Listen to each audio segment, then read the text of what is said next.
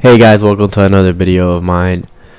Today, I was thinking about something that I got for cheap, and that's my car. I got a really good deal on my car, and it was a really good mileage too. And I want to be able to help you guys out. For those that are looking to buy a car, like maybe it's your first car and you have no idea what to look for, or maybe it's not your first car, but you still don't know what to look for. Maybe like their first car was a gift, and now you're finally gonna buy your own car.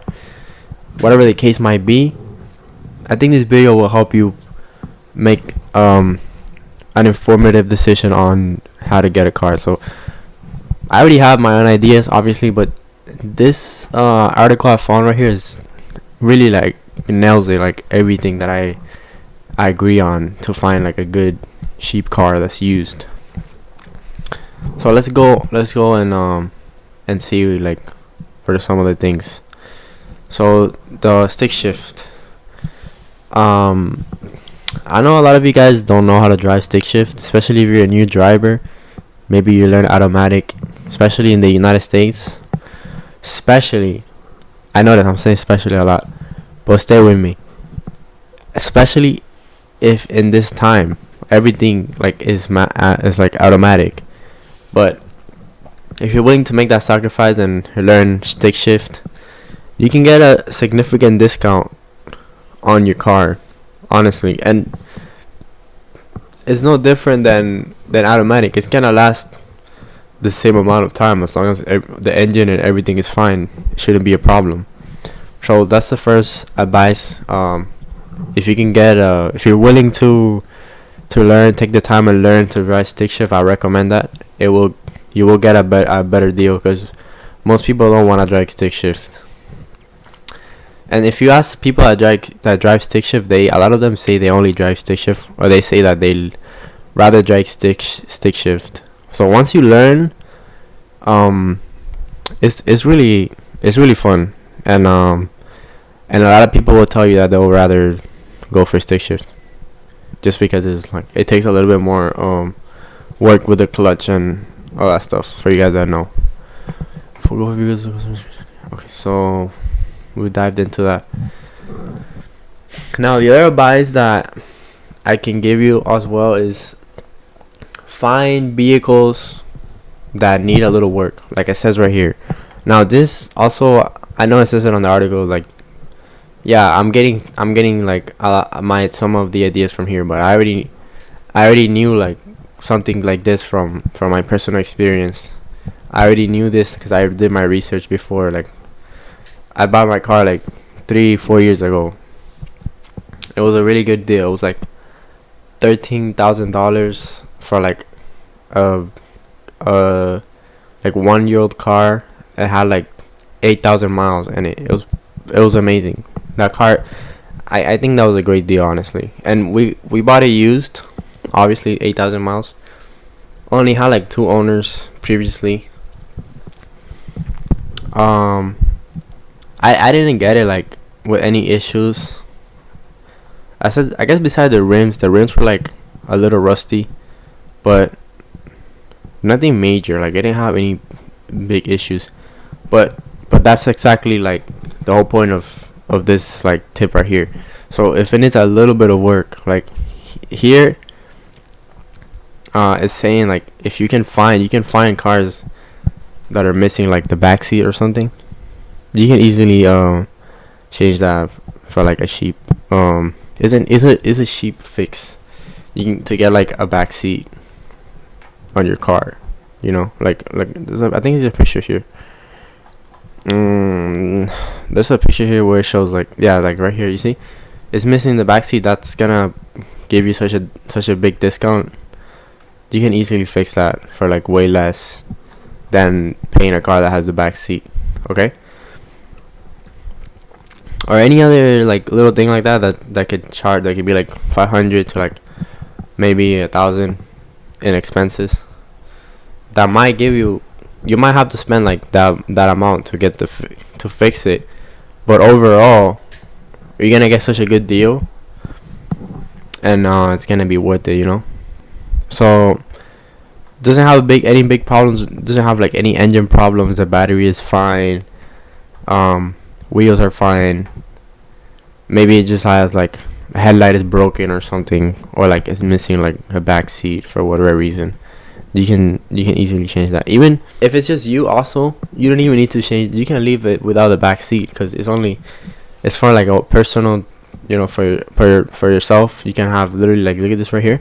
It has 2 front seats. So if it's just you or like your partner or whatever, you don't need more than 2 seats. So I mean, I know that's kind of like extreme, but just put it out there. Like this right here, it's gonna be like a lot less. If this is stick shift, is missing the back seat, you're gonna get like such a good deal for this car, and it has like a good amount of mileage. You're gonna get like a super cheap car, and it could be a great deal. It could be a steal. It could be like 5,000, maybe less, depending where you are and stuff. Car prices are expensive now, so could be a little more than that, but like around there.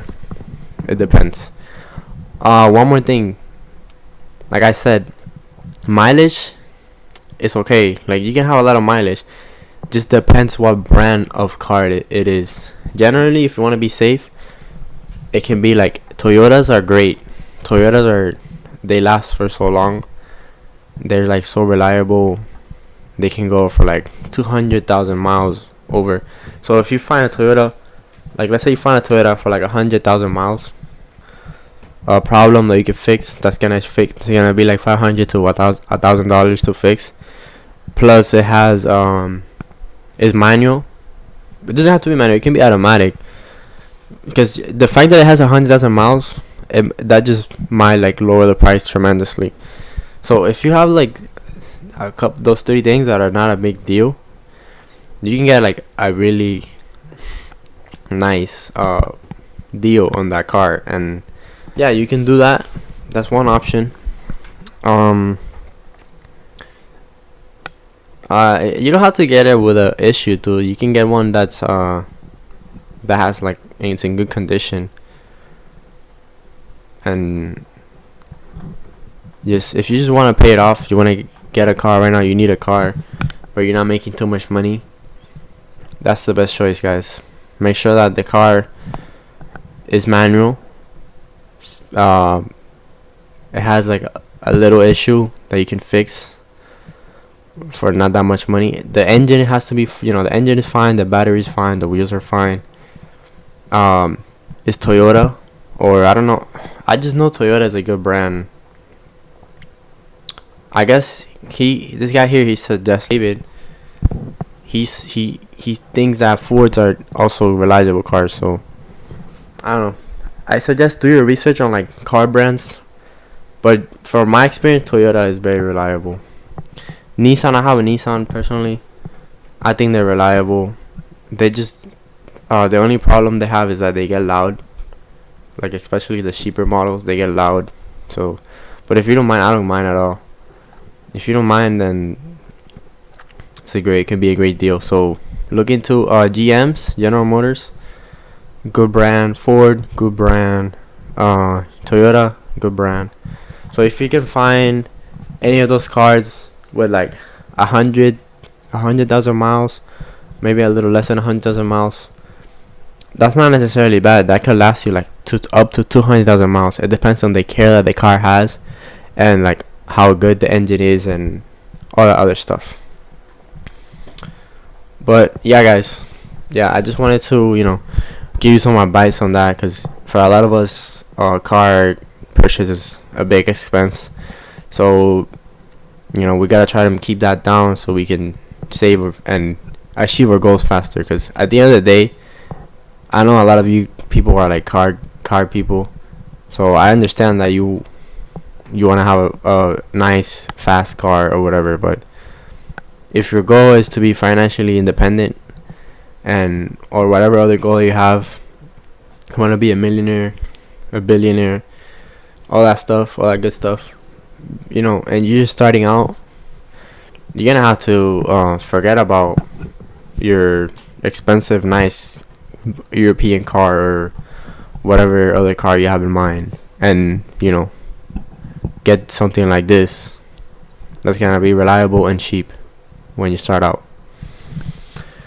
So yeah, that's my advice for today. If you enjoyed it, please like and subscribe. Leave a comment. Tell me what you think. Did it help you out? Did you already know this? Was it useless? Was it useful for you? Whatever you have to say, let me know in the comments. So I don't get offended easily. Also, if you watch all the way to the end, I'm so thankful for you. I really appreciate it. And yeah, guys. So have a good day. Thanks for watching.